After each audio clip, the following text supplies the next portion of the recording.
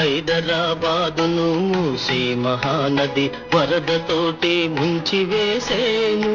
కాలజ్ఞానంలో పోతులూరి వీరబ్రహ్మేంద్ర స్వామి చెప్పినట్లు అన్నీ జరుగుతున్నాయి. హైదరాబాద్ ని మూసి ముంచేస్తుంది అని చెప్పారు, అది జరిగింది.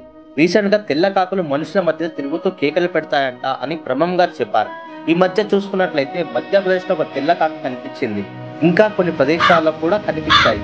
కొన్ని జెనెటిక్ డిజార్డర్స్ వల్ల ఈ తెల్ల కాకులు పుడుతున్నాయని సైంటిస్ట్ చెప్తున్నారు. కోవిడ్-19 గురించి బ్రహ్మం గారు అప్పుడే చెప్పారు. ఈశాన్య దిక్కున విషగాలి పుట్టెను, లక్షలాది ప్రజలు సచ్చరయ్యా. పొరంకియాన జబ్బు 1 కోటి మందికి తగిలి కోడిలాగా తూగి సచ్చరయ్యా.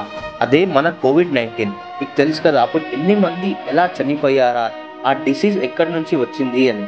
ఇవన్నీ మనకేం ఇండికేట్ చేస్తున్నాయంటే మనం ప్రకృతిని గౌరవించి మన ప్రవర్తనలో జాగ్రత్తగా ఉండి సమాజానికి మేలు చేసే మార్గాన్ని ఎంచుకోవాలని గుర్తు చేస్తున్నాయి. ఎందుకంటే ఈ మధ్య చాలా పాపాలు ఎక్కువైనాయి.